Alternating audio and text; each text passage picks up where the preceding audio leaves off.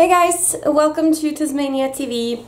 Today's video is a personal update, and if you don't give a fuck about me or my personal life, you can stop watching this video right now. I promise that I will have a DIY and some fun crafts and stuff up later this week, but for now I just kind of want to take a moment to explain some stuff, especially to those of you who follow me on Instagram, because I did a rant the other day. So it's about my neck, and if you don't have a clue what's been going on with my neck, I did make a video like a year back or something like that telling you the backstory. But the very quick backstory is that I've had serious issues with my neck for over 10 years now, and it runs in my family to have shitty backs and headaches and stuff, and I've had several herniated discs in my neck, which is something that varies completely from person to person. Some people might have it and might not even notice it, but for me it's caused a lot of problems.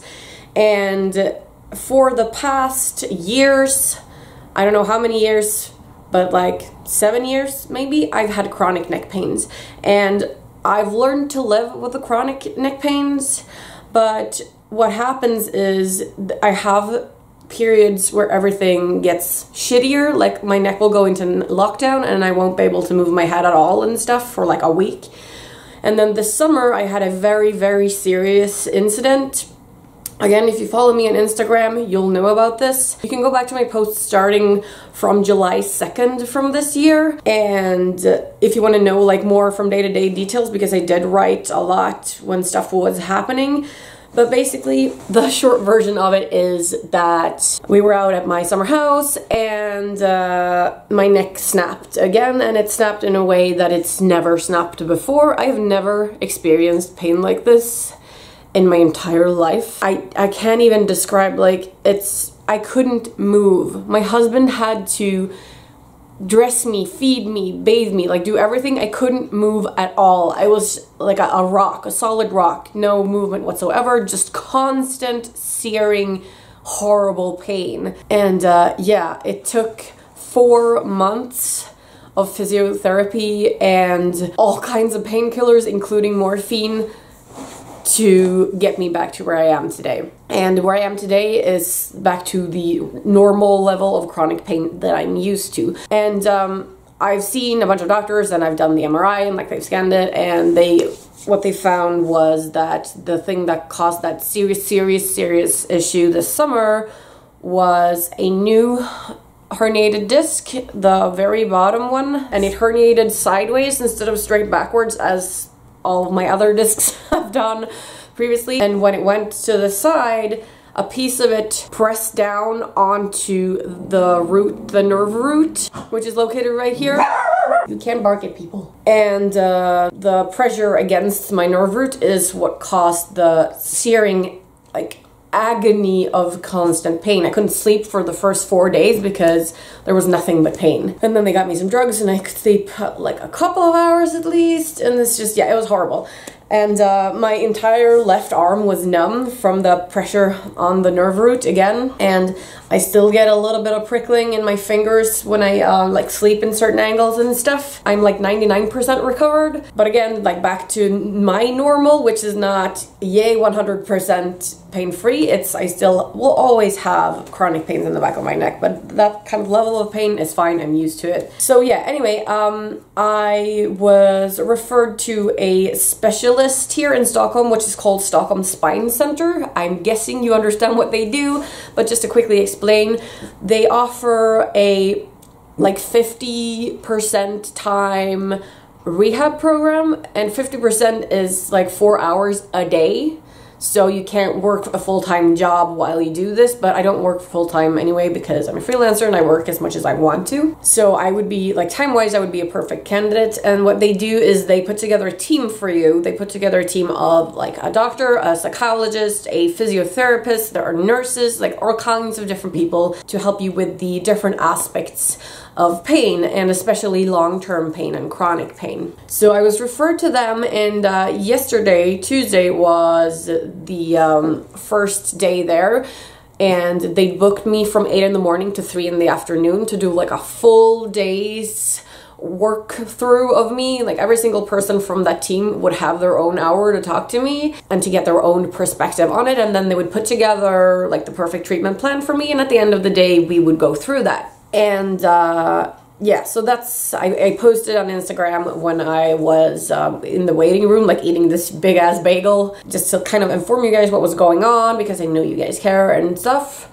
So yeah, I just want to take this time in this video to tell you what happened and what will happen going forward. So I first met with the psychologist, and we talked about the, I guess, social and mental aspect of being in pain, and she asked me things like how it has affected my day-to-day life, if the pain has kept me from doing stuff that I would normally do, and things like that. And right now, the only thing I feel like it's kept me from doing is working out, because they've put like a big, huge, you're not allowed to work out until you're completely back to normal kind of thing. So it's been 6 months since I worked out, other than taking my dog for a long ass walk every single day. If I didn't have those dogs, I'm not sure what I would do. I would like climb the walls and go crazy, but yeah. But I mean like an actual workout. They've lifted that ban though now, so I'm allowed to start working out again. Oh, slowly though, carefully. So yeah, me and the psychologist talked about things like if I've been bullied, what my everyday life looks like, my work situation, blah blah blah, things like that. And then I got to see the physiotherapist, who again talked me through her perspective of the whole thing, like the my history going back of the pain and stuff, looking at the MRI scans, like feeling everything through. Like I did different kinds of angling with my arms and like pressure with my thumbs and like all kinds of tests. And then after that I met with a doctor and then kind of did the same thing, but from a more medical point of view. Again, like feeling through and stuff, asking me to do things, asking questions and blah blah blah. And then they talked to each other, and then we met up at the end of the day and like went through what their final result was.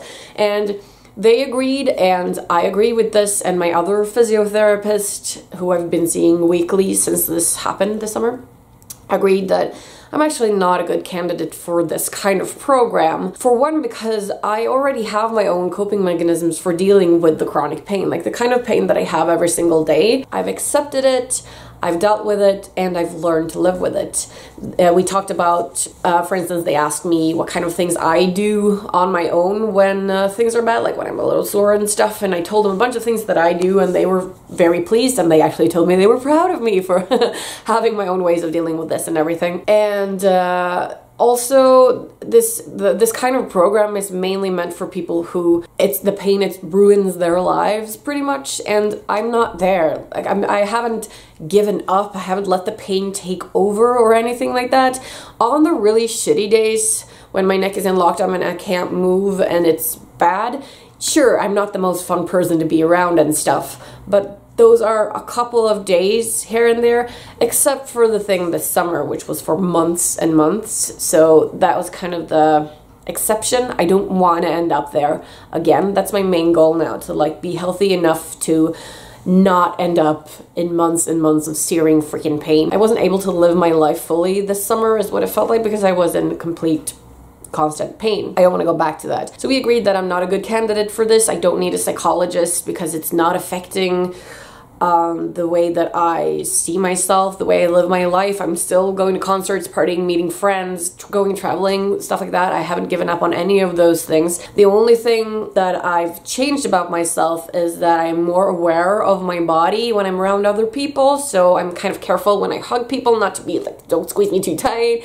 Or when we go to concerts, I won't be like in the front, in the mosh pit, jumping around because I'm scared that somebody will push me and my neck will snap. So it's limited me to that point, but not to the point where I'm staying home instead of going out, which is like a small degree of limitation that they felt was natural and fine as long as I keep it in check, like as long as it doesn't get worse. And yeah, I don't plan on it getting any worse. So going forward, I will continue seeing my regular physiotherapist, who I love, like once a month or something, to keep things like soft and to keep making sure that I do the proper workouts and stuff. And also I will start working out very, very slowly, but kind of getting some kind of sense of being in control back, because I just haven't felt in control of my body for a long time, and it fucking sucks. It's caused me to gain weight, it's caused me to be super, super tired. Like I sleep a lot more than I've done before. I have pretty good amounts of energy, but I still get tired easily and stuff.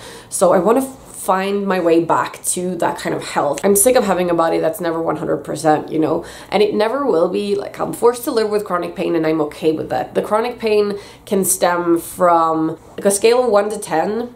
The 10s are when it's as bad as it was this summer, when I'm not able to move, when my neck is in lockdown, like my arm is completely numb, I can't move, I'll need to shove pills down my face the entire day, and my husband will need to do everything for me pretty much. That's a 10. It's never down to a 0, but it's like on days like today, it's down to a 1 or a 2, where I can feel it, things are tense, and certain positions aren't very comfortable, but that's it. There's no searing pain, there's no throbbing, there's no numbness in my hand. It's completely manageable.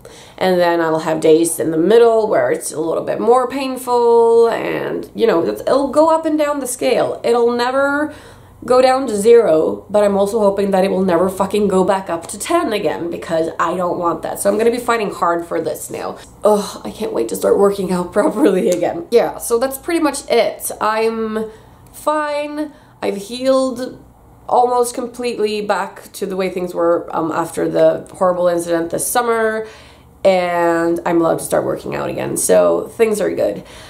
That's it. Thank you guys so much for watching, and I promise I'll do something more fun in my next video. Mwah! I love you guys. Take care. Bye!